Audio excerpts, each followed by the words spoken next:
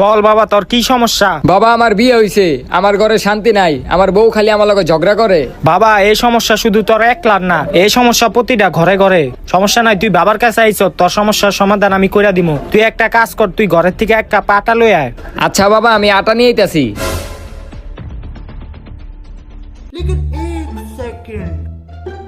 Elon বাবা, আমি আটা লইছি। আটা লই আইছ বালক, দাঁড়া দেখতাছি। বাবা, তোর ঘরে তো বহুত বড় সমস্যা। হ্যাঁ হ্যাঁ বাবা, কি কন, কি হইছে? তোর ঘরে যে বউটা আছে, ওই বউ তো তোর আরেক বেটার লগে লাইন মারে। আর তোর দুইটা সন্তান আছে না, ওটি তো তোর সন্তান না, ওটি আরেক বেটার সন্তান। এটা তো কিছুই না। আর তোর বউ সামনে পরিকল্পনা করতেছে যে তোরে খাবারের লগে বিষ মিলায় মাইরা লাইবো। হ্যাঁ হ্যাঁ বাবা, কি কন, কি হুনাইলেন আমারে? আর আরেকটা সমস্যা আছে, তোর বউ 5-6 দিন পর আরেক বেটার লগে ভাগ্যা যাইতে পারে। হ্যাঁ হ্যাঁ বাবা, কি কন?